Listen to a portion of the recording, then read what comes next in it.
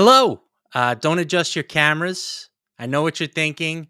No, Ian Hartitz did not magically get significantly more attractive since the last time you saw him. I'm Matt LaMarca, normally producer of this show, filling in today for Ian, who is out for personal reasons. He was a late addition to the injury report, but sometimes you gotta take a bye week.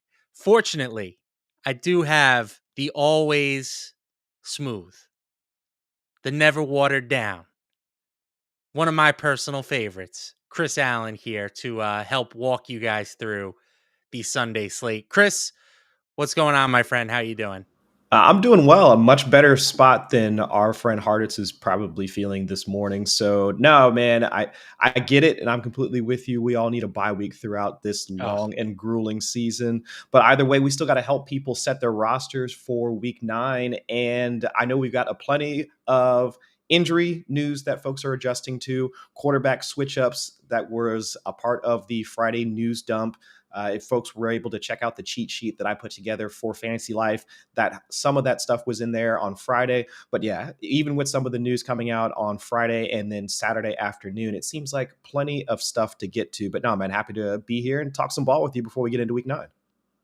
speaking of before we get into week 9, I think for the first time in my life, I was just completely unaware that today was daylight savings time or the end of daylight savings time. I'm not exactly sure how it works Uh, still, but yeah, I woke up thinking it was, you know, 8 in the morning and it was 7. And I was like, wow, I got an extra hour. Didn't even realize it. Of course, I didn't do anything ultimately all that productive with that hour, but it was still like a pleasant little surprise.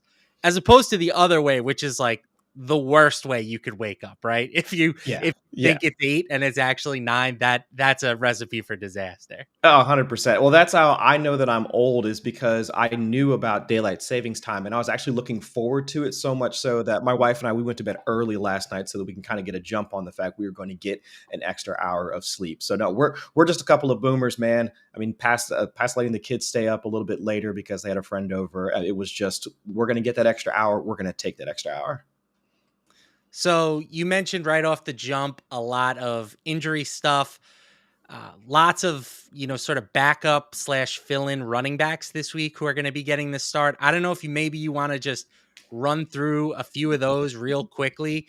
I know for me personally, I think Kyle Monangai is sort of the most appealing of the bunch. Gets a matchup against your beleaguered Bengals, who just allowed more than 500 yards to the Jets of all teams. Yes. So he certainly, I think, stands out as a maybe even a fringe RB1. But he's far from the only guy that you can look to this week if you need a little bit of help at the position. Exactly. And so if folks weren't able to check out the cheat sheet, also Jorge Martin and also Adam Ronis put together an injury tracker throughout the week.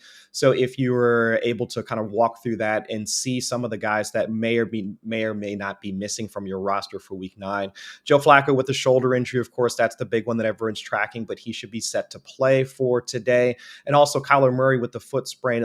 It's looking like one more week of Jacoby Brissett. So those are the two big ones, probably up at the top. But LaMarca, you mentioned Kyle Monangai with DeAndre Swift nursing that groin injury and having him out. Ramondre Stevenson with the toe injury. We might see a mix of Travion Henderson, Terrell Jennings, or whomever else they call it from the practice squad to make that something of a committee with New England. But also at the wide receiver position, the big one, the news that dropped on Friday, was the Travis Hunter injury, with him being put on injured reserve. And so now we have to figure out if it's going to be Brian Thomas finally taking that step forward, or if it's going to be more of Parker Washington, De'Ami Brown, or even if we want to try and go all the way down to Hunter Long at the tight end position. So I think those are the big ones as of right now. I think everybody else seems like they're going to be tracking to play, or some of the news that we knew coming out earlier in the week indicated some of those other wide receivers like the Calvin Ridleys, the Ricky Pearsalls, those guys were already going to be out. But for the most part, I think the rest of the injury situations are kind of known as of right now, at least coming into Sunday morning.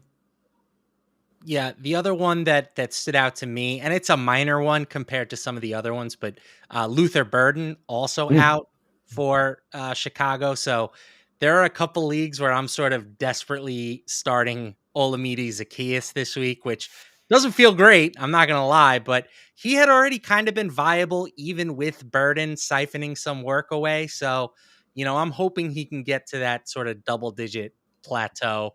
Not a ton of upside, but maybe sort of a safer type option for a wide receiver three or flex play. Yeah, because he operates out of the slot for them. And I know that head coach Ben Johnson had talked about trying to get Zacchaeus a bit more involved throughout the season. So if it's going to be one of those, you have Roma Dunze also nursing a heel injury. He hmm probably operates in that intermediate to deep part of the field, DJ Moore in the short area. And then, of course, if you have Zacchaeus working in the slot, that should be enough to keep my Bengals secondary on the ropes throughout most of the game. So Zacchaeus, it might be a thinner play, but given the number of injuries, it's definitely viable for this week. And then just one final thing before we get into the start sit questions, and feel free to drop them in the chat if you haven't already done so. We will get to as many as we can over the next hour here. But you and Ian normally run through any potential weather spots on the slate. Anything that stands out to you in that regard? No, nothing that popped up on the forecast when I went through it on Thursday heading into Friday, and nothing really stood out when I did a second check this morning. The only one that kind of popped up was the Packers for their game. That should be 15-mile-per-hour winds coming out of the southwest, which, because the Lambeau Field is oriented straight north and south, it was potential for a cross breeze coming across the stadium. But if it's still just 15 miles per hour and the way that the stadium is constructed, it should be more of a natural barrier to the airflow that should be coming across it. Nothing that I'm really concerned about for week 9. A couple other spots where there was maybe a 15 to 20% chance of rain, but it's nothing that should impact the game. You heard the man. Relatively clean from a weather standpoint. Let's get into these start sits, and we're going to start with our friend Wesley Georgievich, who is a frequent here. Welcome, Wesley. Good to see you as always. He's got a pick two situation for us. Arande Gadsden, Woody Marks, Rico Dowdle in full PPR. So this one I think is pretty interesting. I am an Arande Gadsden truther. I think he is pretty safe out of that group for me. And then it comes down to Rico versus Woody Marks. And I think that one's kind of close. I have some major concerns about Rico Dowdle in this game against the Packers, just like a terrible potential game script. But he did get the nod as the team's sort of official starting running back this week, as opposed to being part of a committee with Chuba Hubbard. So I think you probably still have to go Dowdle. I don't know. Chris, what do you think here? How do you view these three guys? No, and I think that's the right way to approach it. I think Gadsden is the one that sticks out, and actually, all three of them do have some concerns, if not from a workload standpoint to a systemic risk standpoint. Because for Gadsden, with the Chargers playing Tennessee this week, if I'm remembering correctly, there is the potential for them to essentially boat race the Titans, which pretty much every passing game or just offense in general has been able to do so far throughout this season. And there's really no reason for Justin Herbert to continue throwing once they get into the second half of that game. And so we could see more of Kamani Vidal having to put more of the workload onto his shoulders. And there's going to be less work for Gadsden or Quentin Johnson if you think there's a chance that he can get back into that pecking order. And of course, Lad McConkey and Keenan Allen. So, but still, with the way that he's been playing so well with Justin Herbert over the past couple of weeks, both Gadsden and Dowdle probably grayed out as, from an opportunity standpoint, the two best to start. But even still, the environments for all three of them, Marks having to go up against something of a stingy defense with the Broncos. And of course, Dowdle on the flip side of that, like having to go up against the Packers defense, which, I mean, has been pretty stout against the run so far. I would say Gadsden and Dowdle, just because Dowdle, even with the opportunity nod, it's the way that he's been able to rip off explosive runs and also be efficient as a ball carrier. I would say it's Gadsden and Dowdle, but I agree, LaMarca, that is kind of close between the two because Marks has at least been used a bit more in the passing game such that he could take a swing pass for 50 yards like he just did in week 8. So there's the potential for him to at least be serviceable as an RB, let's say a high end RB3, low end RB2, somewhere in there. But I think from an opportunity standpoint, I would still give it to Dowdle and Gadsden. That's pretty much how our rankers see it as well. Dowdle checking in consensus RB18, Woody Marks RB27. So not much of a discussion there, really. It seems to be pretty comfortably swinging in Dowdle's favor. One more from Wesley. We've got another pick two, this time half point PPR. Jawan Jennings, Tedero McMillan, or J.K. Dobbins. I always kind of tend to lean towards the running backs in half PPR leagues. So for me, Dobbins would be pretty safely in. Do you have any thoughts here on the other guys? So I would lean a bit more towards Jawan Jennings over Tetaroa McMillan, even though for McMillan, he has been essentially the wide receiver one for Bryce Young so far throughout the season, over 20% of the targets. So the opportunity is certainly there. But Jennings over the past couple of weeks since coming back from, what was it, 1,000 broken ribs and like 3 high ankle sprains or something along those lines, he has been over like well over the 25% of the team's targets over the past couple of weeks. And of course, he gets to face the Giants defense, which should be without, if not one, but two of their defensive starters as well. So I would say the opportunity is almost similar between both wide receivers, but the situation for Juwan Jennings is much better going up against the Giants than what Tetaroa is going to have to face facing the Packers secondary. So I'd give the nod to Jennings in that group.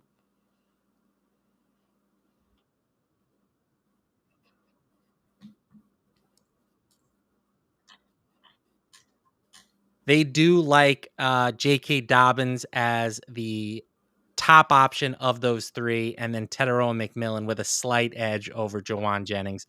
Yeah, I think it's pretty close between the two receivers, but for me, definitely Dobbins is part of that Yeah. start Yeah, start for sure. for sure. Yeah, Dobbins for sure should be the one. And then if you want to haggle over Jennings or McMillan, I wouldn't fault you either way. But yeah, for the Giants specifically, Paulson Adebo is supposed to be out.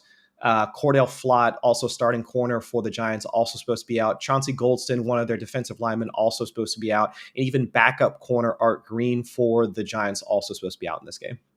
Yeah, I think kind of some sneaky shootout potential in that game, right? Like Mm-hmm. the 49ers defense without Fred Warner could be pretty rough moving forward. So even though Yeah. the Giants are so banged up on both sides, like I could see them scoring some points here. Yeah. Uh huh. JTB, JT, JTB. I don't know why that was so tough for me. It's just three Three letters. letters. Just three letters, and I couldn't do it. Really looking for a big Travion Henderson day today. I hope so, man. I hope so. It's like so desperately needed for Yeah. Travion today. We'll see. I think they called up. I mean, Terrell Jennings, the 5 minute back that head coach Mike Vrabel was talking about a couple weeks ago, he got called up again. Then also Dearness Johnson got called up, and then I think there was another Brandon Britton, if I remember the name correctly. He also, so there's going to be at least 3 other running backs Wonderful. that are going to be a part of, behind Travion Henderson. So my guess is Henderson will get the ceremonial start, but then what happens afterwards? That's in God's hands, everybody. So just excellent news. What we were all looking to hear Right. on this Sunday morning. Yeah. How about Dak Prescott versus Daniel Jones at quarterback, Chris? So I've been looking at this, and the knee-jerk reaction for most folks should be, at least for me, would be Dak Prescott, just given how often he's going to drop back to pass with how poorly the Cowboys secondary has had to play, and for how well the Colts have been able to run on the ground. Jonathan Taylor scoring 3 touchdowns, whether it's on the ground or through the air. I mean, in 2-3 straight games, it makes it makes it harder to see how Jones continues to score over 20 points per game, which he's been doing throughout like most of this season. But at least in this game for the Colts facing the Pittsburgh Steelers, the line is much closer than, at least for the spread is much closer as it has been compared to other weeks for the Colts. LaMarca, where's it at right now? I thought I saw 2.5 to 3, like somewhere in there. Is it still close? So yeah, 3 earlier this week. Probably still in that vicinity. Total is around 51 points. So Yeah. yeah, expect it to be a close, high scoring game. Yeah, so that's the thing where if we're assuming that the Steelers can essentially continue to push Daniel Jones so that he is still having to throw the ball to any one of the pass catchers, which we know can find their way into the end zone, then I think it should be, at least for me, I would look at Jones as the better of those two options, because going up against the Cardinals, even though Jacoby Brissett has been, at least for fantasy purposes, the better quarterback over Kyler Murray, I could still see where Jones and his pass catchers can have a better day versus Dak Prescott and whatever you want to think about CeeDee Lamb, George Pickens, and we'll see if Jake Ferguson can wind up catching a pass this week because he couldn't last Boy, week. that would be nice, huh? Yeah, that'd be It'd be great nice for to a couple of see. my teams. Yeah. I think this is a pure toss up. I mean, Daniel Jones might have a little bit more upside just because of his rushing ability, but Mhm. Dak probably a little bit of a safer floor. We know that the passing volume with him is a little bit more predictable. So I think if you're looking for safety, I would lean Prescott. If you need a little bit more upside in your matchup, I might lean towards Daniel Jones. Yeah, and at least for we'll speak for Harditz here. He has Dak Prescott just 2 spots ahead of Daniel Jones, both in tier 2. He's got Dak Prescott at QB6 on the week and Daniel Jones at QB8. So you really are just flipping a coin here. All right, another question here from FF producer KG. Welcome, FF producer. I'm also a FF producer these I was days. about to say, you guys want Um, to just do the show and then I'll yeah, sit back. yeah, Chris, go grab a coffee. We'll be all right. Okay. Half point PPR. He's a favorite. Needs 2 out of Stephon Diggs, Rico Dowdle, and Trevion Henderson. So we kind of touched on Henderson. Do you trust him enough to start him over Rico Dowdle or Stephon Diggs? I don't think I can trust him over Rico Dowdle with the amount of opportunity he's going to get, even in a tough matchup against the Packers.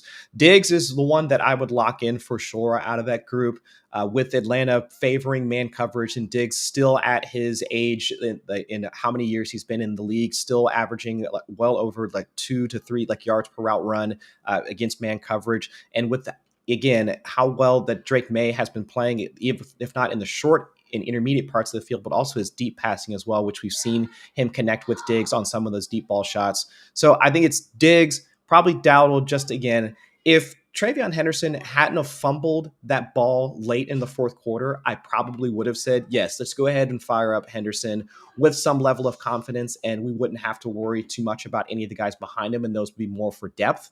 But even still, I just have too many concerns about how we've seen Mike Vrabel and how little fewer opportunities he's provided Henderson in the past. So I think I want to still go with Diggs and Dowdle, and then let's just hope we get something out of Henderson today. I think that's completely reasonable. I'm starting Trevion this week. Like if you've held Trevion this entire time, or even if you just picked him up or whatever, like this has to be the week to start him. I mean, I'm just gonna do it and hope for the best.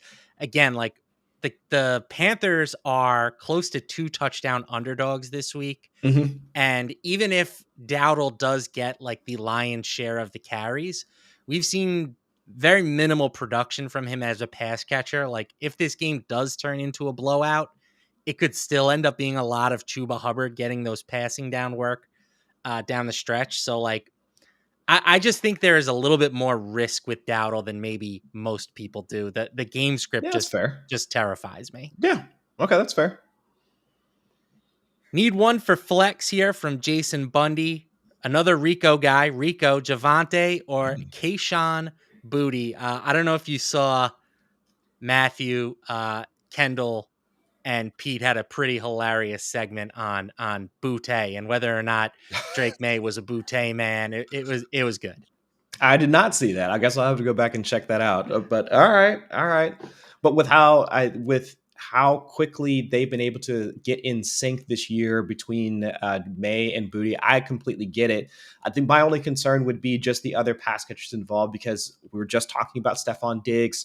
Demario Douglas can pop off from the interior, and he runs some of those slot fade routes, which can speed up a game in the way that he can essentially flip the field on one shot. And then, of course, between Hunter Henry and of course Drake May himself running in touchdowns, it just seems like there's a chance for Booty to be, I would guess, somewhere in the second to third option in that pecking order. But of course, he can have that 2 to 3 catch, 40-yard and a touchdown stat line, which I think he just had just this past week.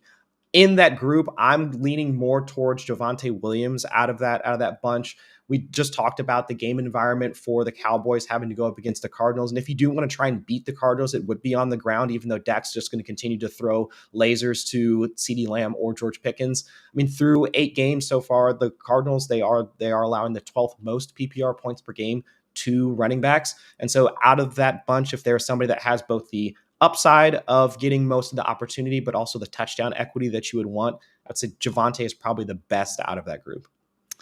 Xfinity's start sit tool agrees with you, and so do I, for whatever that's worth. I really don't even think this one's particularly that close. Booty has scored a couple touchdowns the past few weeks. That's really the only reason why he's in this mix, right? Like, Yeah. in terms of just the target share, he is not getting the type of sustained targets that really warrant being in the conversation with a couple of, RB2 types. So I understand the temptation. He's had some good games, but the volume just doesn't really warrant him being included here. Yeah. I still love that shot of Rico Dowdle in the I know, utilization it's thing the where it's best. just, yeah. Rico knows what you're doing. Yes. Next up from the Greek, half PPR, Arande Gadsden or Jordan Addison. That's a tough one. I mean, both guys have played pretty darn well this season, Chris. Yeah, but I guess my concern for Jordan Addison is the return of JJ McCarthy. And in his 2 starts, we had seen fewer pass attempts, lower dropback over expectation rate. And without really seeing not Gadsden, but Addison and JJ McCarthy, really, they haven't even played together yet. We haven't seen them both on the field so far for the Vikings in the season. So I would I would give him a week or so and try and see what that's going to look like. And it's not going to be an easy matchup for the Vikings playing on the road in Detroit. And not to say that the Lions secondary is anything that we should be totally afraid of, but still, it's for JJ McCarthy specifically, how fast that the Lions defensive front is able to get pressure is something that we should be concerned of, since that is where, like, Addison is typically the guy that operates in the intermediate to deep parts of the field. And if McCarthy isn't able to really hit his drop and try and take some of those shots downfield, it does set up for a poor environment for somebody like Jordan Addison. So I'd give it to Gatson, even though he does play the tight end position. It can be something of a bit more volatile on a week-to-week standpoint from an opportunity perspective.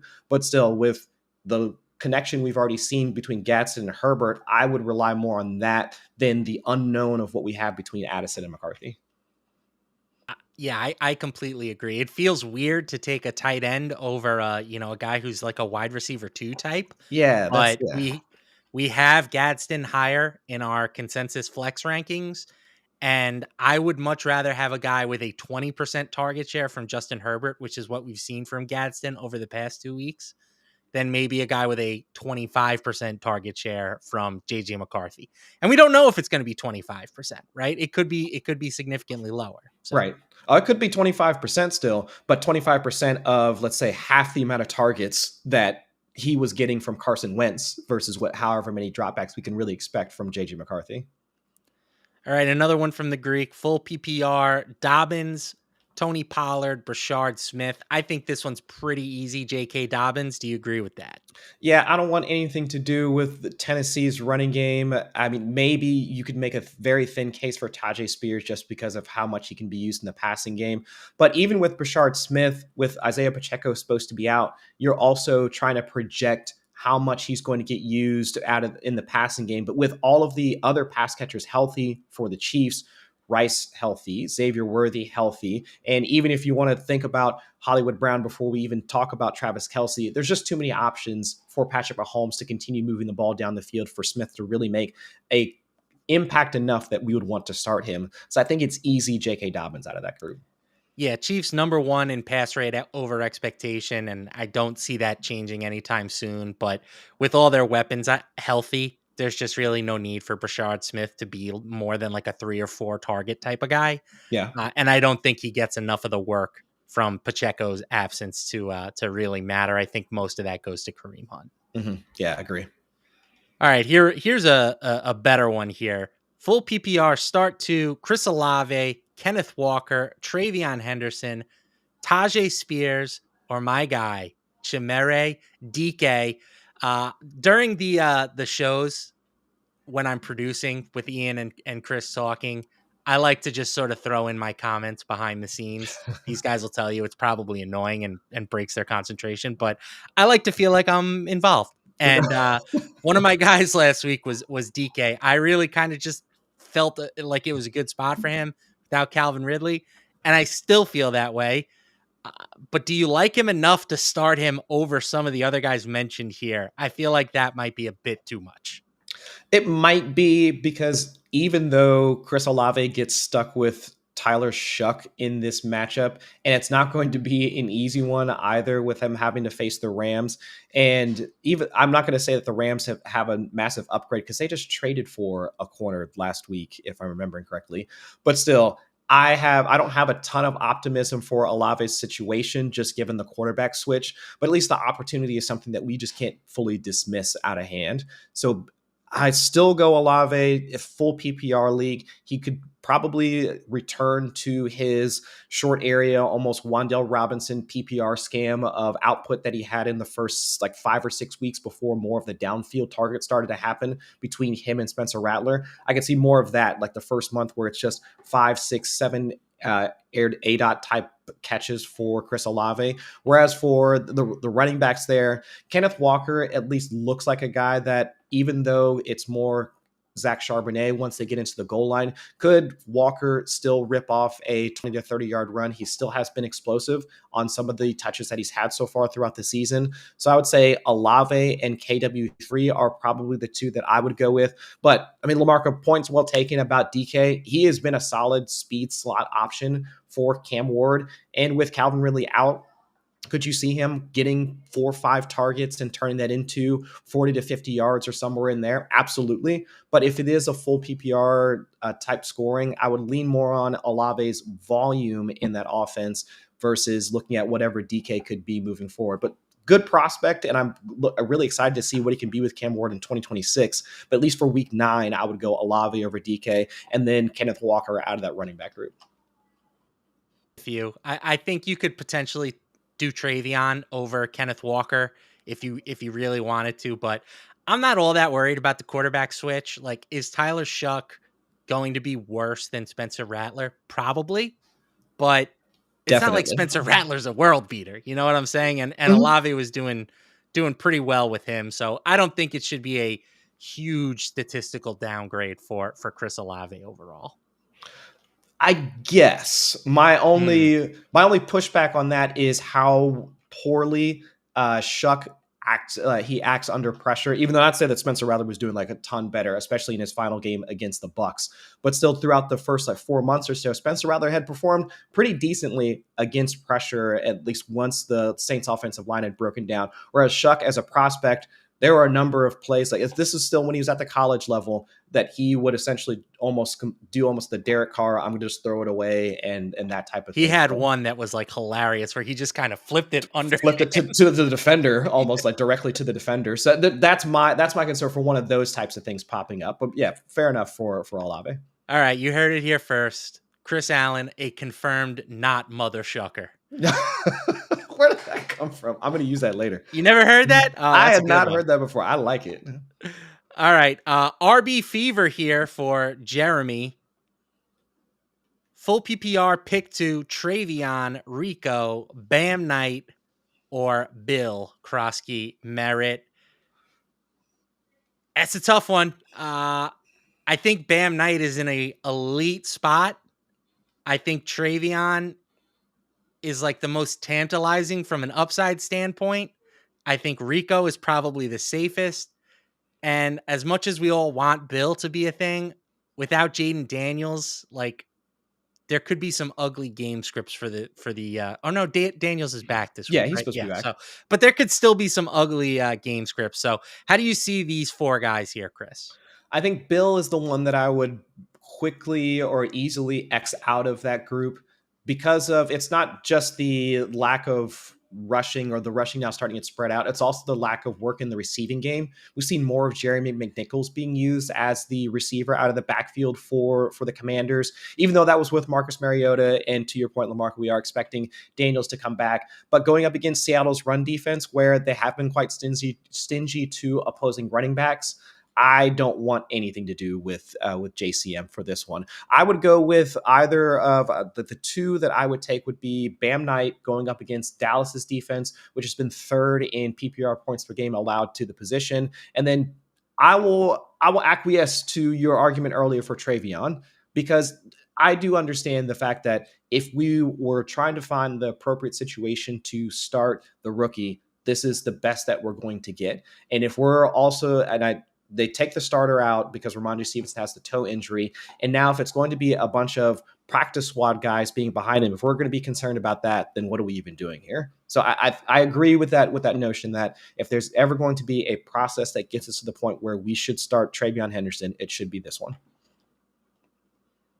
Our Xfinity start sit tool goes with Travion and Rico Dowdle. So they actually have Bam Knight as the number 4 option. He's kind of similar to me to Krosky Merritt in that he's probably not going to do much as a receiver, but it just is such a good matchup that I still think even in PPR leagues, like that's not such a huge downgrade to me. I kind of like Travion and Bam personally. That's not what the start sit tool says. And it's not what our rankings say either, but you know what? I don't do the rankings. I'm just a guy. Same. I don't do the rankings either. I'm just a guy. And I just want to play Bam Knight. So that's what I'm going to do. All right. All right, let's move on here to Michael's question. Full PPR, AJ Barner, Colston Loveland, Trey Tucker, Parker Washington, Torrey Horton, Troy Franklin. This is like, these are the types of questions that get Ian's engine revving, you know? Right, yeah. So I'm not sure if it's one tight end and then one wide receiver. I kind of think that's what's being implied here. So let's start with that. AJ Barner or Colston Loveland. So I get the AJ Barner love because over the past like 2 or 3 weeks before they're heading into their bye, we had seen AJ Barner pop up for a few big games here and there. Around 15 or so percent of the team's targets over the 3 weeks before heading into their bye. But he was on like a downward trajectory. He only had 77% of the targets in week 7. So yeah, I understand trying to start him just for the potential upside. I think I would rather go in Colston Loveland's direction, and that's just because of the matchup. It's been every tight end that's been able to find the end zone against Cincinnati, and even though Cole Kmet is still supposed to play in this game, so it makes it even adds more options for Caleb Williams in the passing game. Just given how both of them sit in similar spots on their respective passing totems, I would say just for the upside or the potential for either one of them in the end zone, I would say Colston Loveland has that going in his favor more so than AJ Barner. Yeah, I mean, just flip a coin here. I don't think either of them are particularly good options. Yeah, I'm with you on Loveland probably being the better of the two. AJ Barner was pretty much just a touchdown merchant. That's where most of his value has come from this year.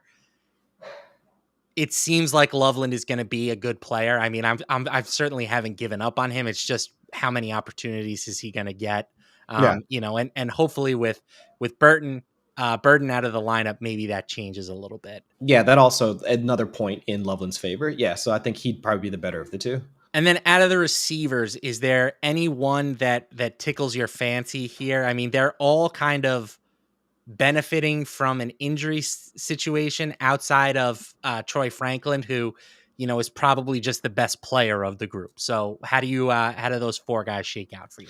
Yeah, Troy Franklin, like I was doing on the last question, like just try to find the guy that I would quickly X out. Troy Franklin, he doesn't get to play against the Cowboys secondary, so I'm not going to expect 2 touchdowns out of him this week since they have to face Houston's defensive coverage. So Parker Washington is probably the best out of that group with the Travis Hunter injury situation, and he gets elevated into that wide receiver 2-ish type of situation situation with Trevor Lawrence throwing in the ball. And we've seen Parker Washington actually pop up for high volume games in the past. He did have 11 targets in week 7 before they went on bye, and had 10 targets back in either week 2 or week 3. So there's a chance for him to at least see enough volume that he's serviceable from a PPR standpoint.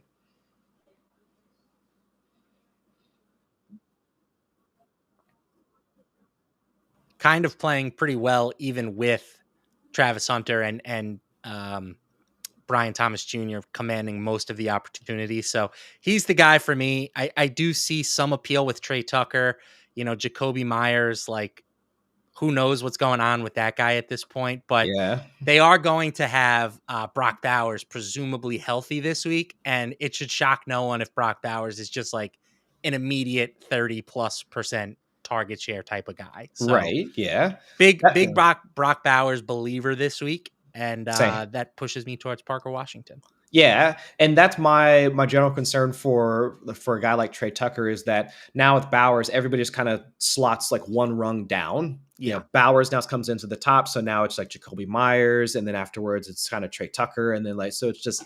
And are we really trying to take the pass catcher 3 from Geno Smith at this point in the season, given how poorly I don't want to do any of that. Very fair point. When you put it that way, no, I definitely do not want anything to do with Trey Tucker. Yeah. All right, from Pumpkin Escobar, hopefully not related to Pablo. One wide receiver, one flex, Keenan Allen, Jordan Addison, Kenneth Walker in half PPR.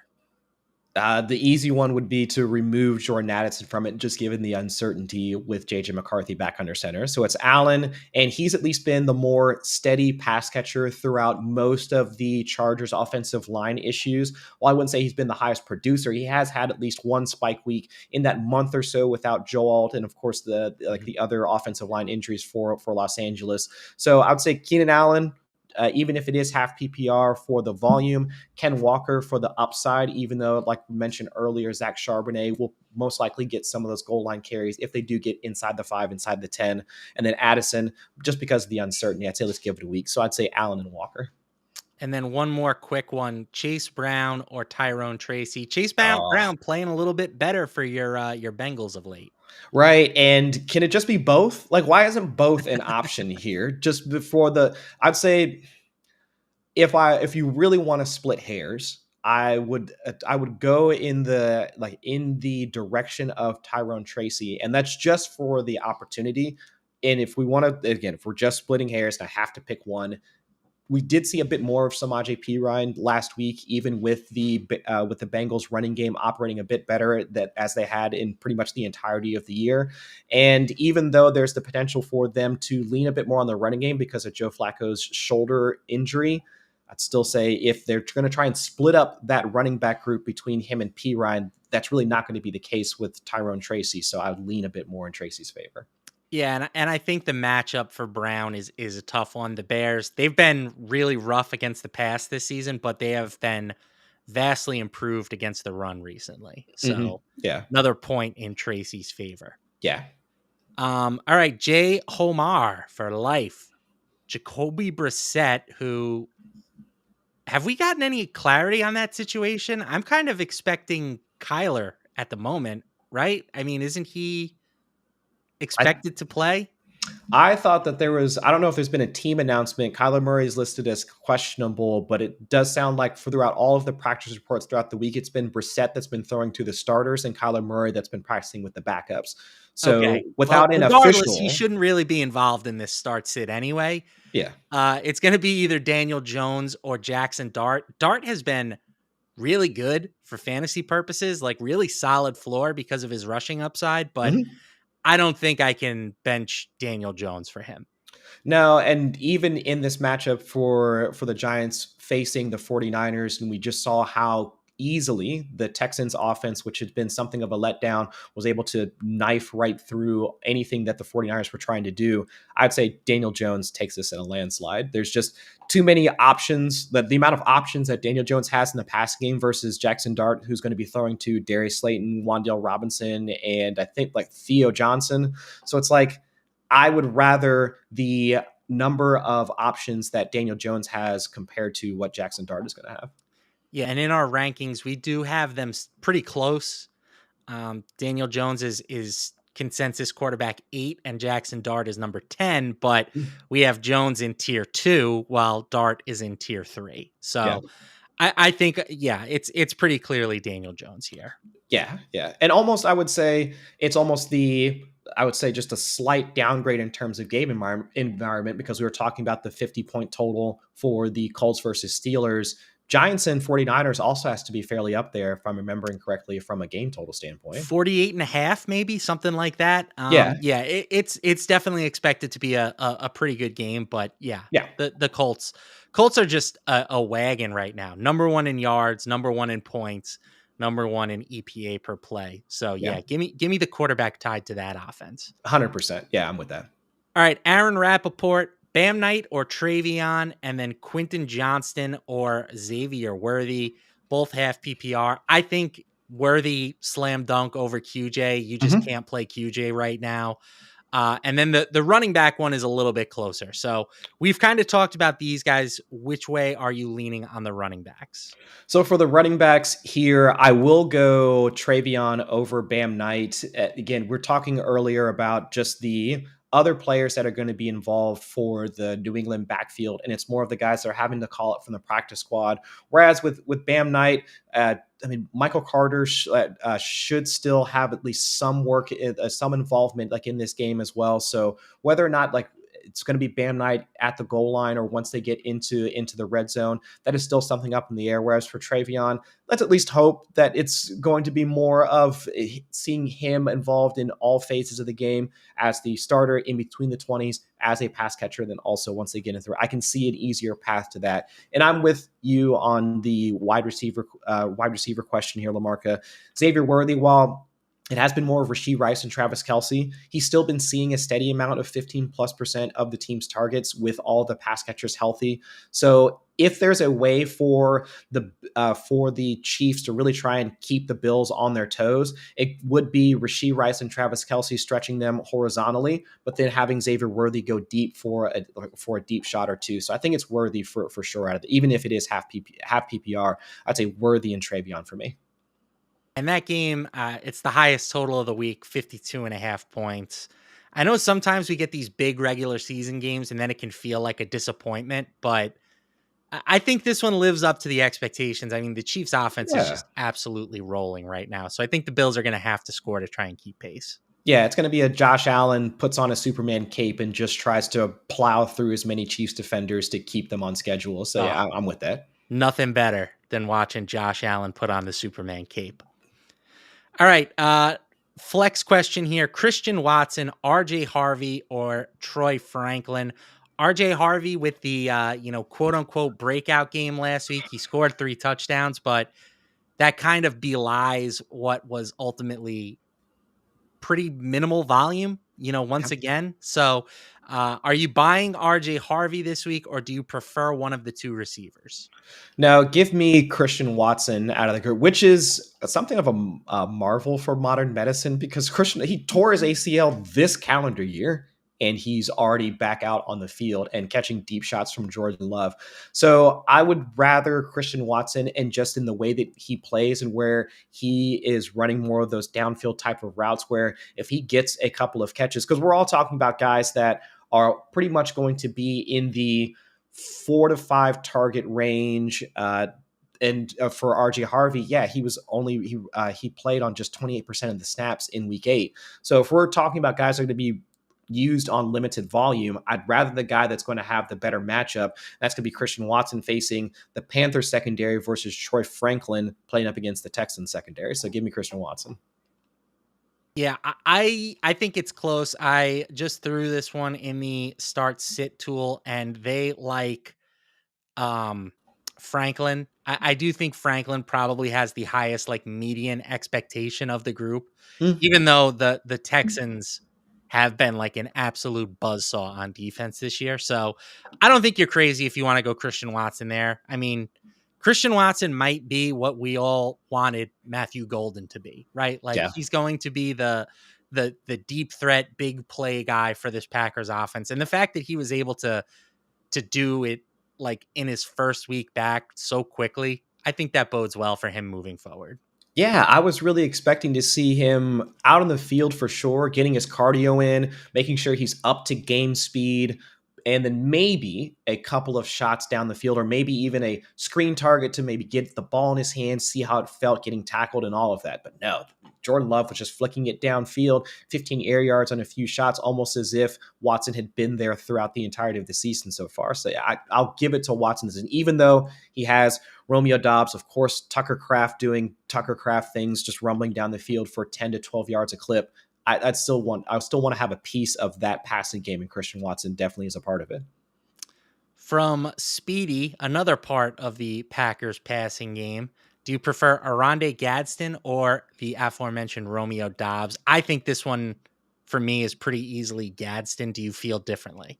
No, I don't feel differently because with Romeo Dobbs, because he plays so much on the outside, he does have some of those volatile targets where, yeah, he is still more or less their de facto wide receiver one just based off target share, but it's not like he's their wide receiver one and he's getting 25% of the targets or Right. 30% like you would talk about other wide receiver ones. So with the way that Gadsden has been playing so far, I think I'd still go Gadsden out of that one, but it's for me, it's close, but I do lean towards the tight end. More Gadsden questions. Apparently, it's there's a lot of non-Gadsden believers out there. From Haters. Gut Checker, are we flexing Gadsden or Keenan Allen? And then are we flexing Gadsden or Jordan Addison? I think we tackled Gadsden versus Addison already, and Did we that both one. liked Gadsden. How do you feel about him versus Keenan? I think I probably lean Gadsden in that matchup as well. I do lean Gadsden, but I wouldn't fault you for going Keenan Allen. I would say that when it becomes the obvious passing situations, third downs, and those types of, and or when Justin Herbert is under pressure, he has looked more towards his veteran wide receiver versus the tight end. So it's just in those micro situations where Keenan Allen grades out as the better of the two options. But with how much we've been actually seeing Gadsden use in the red zone and also deep down the field, you got to go Gadsden this one. The dude's on a hot streak. Always ride the heater. Number one rule of the blackjack table. Number one rule of fantasy football. Um, last Gadsden question. This is, I feel like we've already touched on him extensively. Would you Yeah. start him and Quentin Johnston together, or would you pivot to DK or Ja'Cory Krosky Merritt? I think this is one where I might get to play my boy DK. He had 9 targets last week. I think the target share is going to pretty comfortably sit at 20% or so. Mm-hmm. I just feel better about him than I do Quentin Johnston or Ja'Cory Krosky Merritt at this point. Yeah, and I think we were talking earlier about the game environment for the Chargers because right now they are 10-point favorites over the Titans. So let's say that Gadsden, our boy Gadsden, gets there, and let's say even Keenan Allen gets there. How do we see Quentin Johnston really getting there as a pass catcher? How many more touchdowns do you really expect Justin Herbert to throw against there? The Chargers will likely continue to score points against the Titans, but how many of those are really coming through the air? So I'm looking at just the core plays in this one. We haven't even talked about Ladd McConkey at all. So that's my concern for Quentin Johnston. So if we are already leaning towards Gadsden being a primary or priority play for the Chargers passing game, I'd rather Gadsden and then shifting to DK versus trying to capture as many passing touchdowns from Justin Herbert, which there could be plenty of them, don't get me wrong, but I'd rather Gadsden and then trying to shift to DK versus hoping Quentin Johnston gets back in the box, especially after his bagel in week 8. Yeah, could be a similar stat line for the Chargers and Justin Herbert to what we saw last week, right? I mean, they only threw the ball 25 times, I think, in that blowout win over the Vikings, but Herbert still got 3 touchdowns, and it was enough to propel Ladd McConkey and Arande Gadsden to solid days, but there just wasn't enough meat on the bone left for Quentin Johnston. So it wouldn't shock me if we see a similar formula today. Yeah, exactly. All right, half-point PPR league here for Mr. Jake Owens. He needs 3 out of Devontae Adams, Teteroa McMillan, Ladd McConkey, Drake London. And you know what? Let's just start with that. So 3 out of Adams, Tet, Ladd, and London. Pretty good problem to have. Yeah. Do you see one guy as like the standout sit here?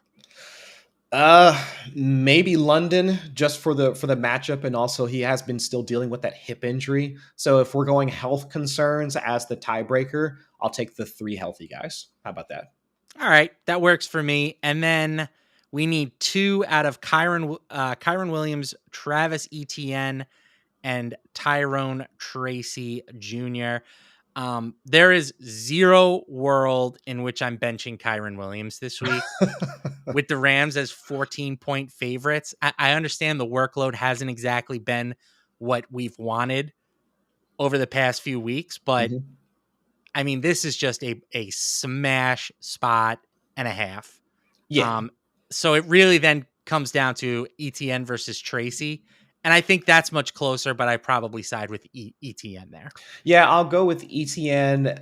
I mean, facing the Raiders, and both teams actually are coming off of a bye, so facing the Raiders' run defense. So I would rather that. And with the way that ETN can also rip off some long runs, and we've seen him do it in the past, I would go that route versus Tyrone Tracy. Even though, again, good problem to have if you have those running backs on your roster. So yeah, out of that group, Kyron Williams for sure, and then Travis ETN would be the guy I would take. All right, here's one from Nay Deasy. Uh, Monungai or London? That's a pretty big jump up there for Mr. Monungai, but you mentioned the injury concerns. It's not the craziest question in the world. And then our good buddy Oronde Gadsden or George Kittle. So we've kind of got two young guys here who are shooting up the rankings versus two more established players. I'm playing George Kittle over Oronde Gadsden, Mhm. and I'm probably playing Drake London as long as he's active. But I could be swung on that one, Chris, if you wanted to make the pitch for Monungai. I don't think I can make the pitch for Monungai over Drake London. We saw the Falcons offense as a whole completely take a step back without Drake London on the field. And that affected not just the passing game, but also the running game for folks that were assuming Bijan Robinson was just going to run roughshod over the Dolphins run defense. I mean, they just had every answer for them without having a pass catcher to really respect out of the from Atlanta. So I'd rather London and Kittle out of that crew. From Sky Raven, Debo Samuel, Kenneth Walker, or Ja'Cory Krosky Merritt, also Caleb Williams or Daniel Jones. I think it's got to be Daniel Jones at quarterback. Mhm. And then in the other spot, maybe Debo. I don't know, Chris. How do you feel about the other one? I think it's Debo for me. No Terry McLaurin because he re-injured his quad, and we're going to have to assume that they're going to be passing quite a bit in order to keep up with Seattle, Right. with JSN on the opposite side of that matchup, getting as many points as possible for the Seahawks. So I think it's going to be Debo for them. Yeah, for that trio.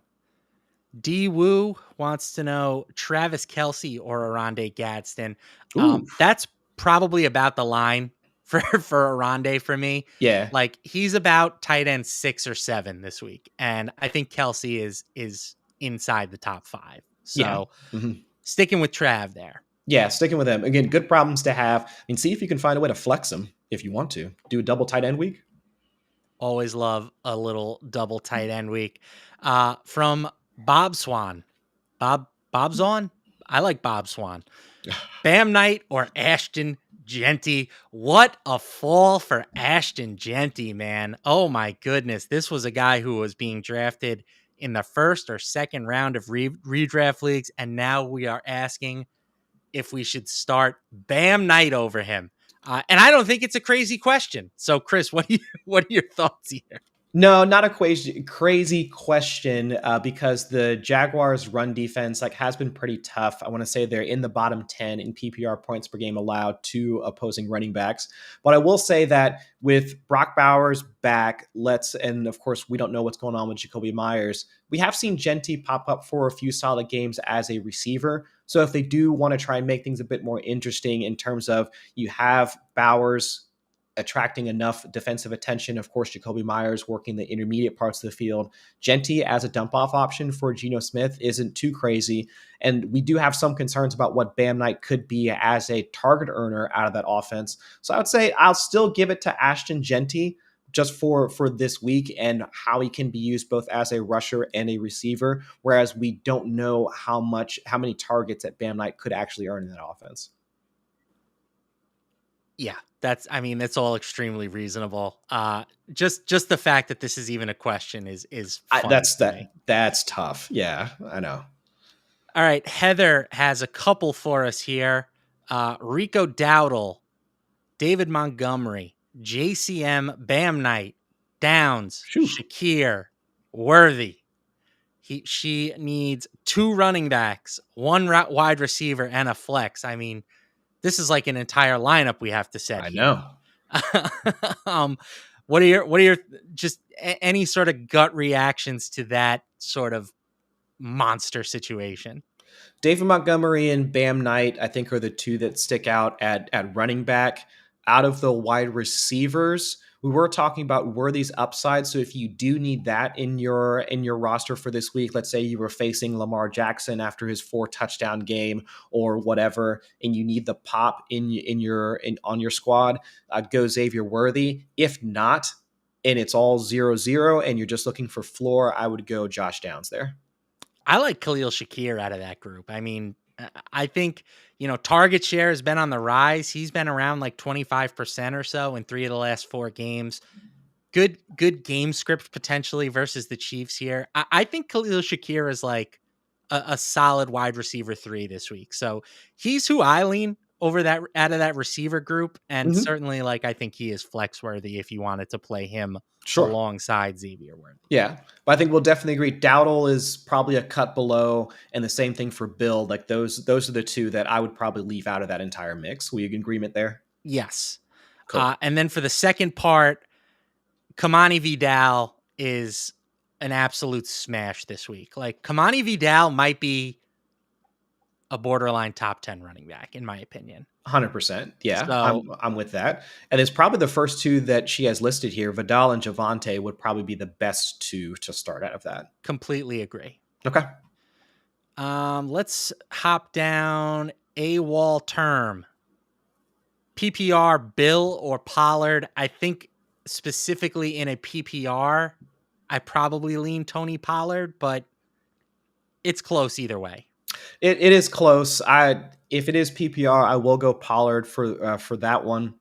But still, we were talking earlier about how much Tajay Spears continues to get involved into the passing game. And he did have the 1 goal line rush, even though that was in garbage time. And that's why Spears was the more productive fantasy player between the 2 running backs. But I'll give it to Pollard for this week. All right. And then this one sort of hits on a lot of the things we've talked about, but we've got Jim Bob here. Great name, Jim Bob. Wonder if they're related to Cooter Doodle, right? Right. Jim Bob and Cooter. Underdog, half PPR, need 2 of the following group, and they have all the backup running backs that are going to start this week. Monungai, Kareem Hunt, Travion Henderson, and Bam Knight. I think Monungai, as we talked about, is sort of the headliner of that group. He's just got sort of the least competition and the best game script potential. And then for me, as much as I want to play Travion, Kareem Hunt is the guy that's next in our rankings, and I think that that's completely reasonable. Right. We should see more base down work for Kareem Hunt. And of course, he has the always necessary goal line work also for the Chiefs. So if they do wind up getting inside the 5, we know where the ball is going to go. If Patrick Mahomes, I mean, we haven't really even seen some of the historical BS from the Chiefs like they had in the past where they try and flip it to a lineman or something like that. It's just been, no, we'll just give it to Kareem Hunt and just have him plow through the line and go for a touchdown. Like, why haven't they just always been doing this? But either Their way, confidence has been shaken. I know Like, it must be. Yeah. They're just trying to score now. They don't have time for Patrick Mahomes' underhand flips around the goal line. Right. It's just all business now. But yeah, I think it's Kareem Hunt and Kyle Monungai. All right, a couple rapid fire ones here for you, Chris. Christian Watson or Torrey Horton? Christian Watson, just from how he gets used down the field, and Torrey Horton, I need to see it a bit more before I can start to trust in him. So I would say I go with Watson. Aaron Jones or Kyle Pitts half PPR? Aaron Jones. Kyle Pitts, if I'm remembering correctly, he did pop up on the injury report earlier this week, and Aaron Jones completely displaced Jordan Mason as the 2-minute option, and of course working within the passing game as well. So in a game that we expect the Vikings to trail because Detroit Lions should be able to put it on him from a point standpoint, give me Aaron Jones. Dalton Schultz, Theo Johnson, Evan Ingram, PPR. I mean, Evan Ingram is going to get beat out by 41-year-old Mercedes Lewis today, just because they called him up from the practice squad. So give me Theo Johnson. But seriously, with one less option for Jackson Dart with Cam Scatterbo out of the lineup, I would say Theo Johnson against the 49ers defense is the best of them. I agree. I like Theo. Rico Dowdle or Alec Pierce. That one, as much as I've been down on Dowdle, it feels like it has to be him. Yeah, Dowdle for the opportunity, but I would say if you are in need of a spike week and you're behind in your matchup and you need the upside, I would go Alec Pierce. All right, and we'll do two more. PPR, Bowers or Gadsden. We love Arande around here. Clearly, we've made some strong cases for him. Brock Bowers is a top 3 tight end this week. You can't sit him. I would maybe try to play both. Yeah, that's a double tight end week. If you got both of those guys, and especially in PPR, that's a double tight end week for me. All right, and let's end this one. This is a tribute to Ian, who loves these ones. We'll end it with Alec Ayomanor versus Parker Washington.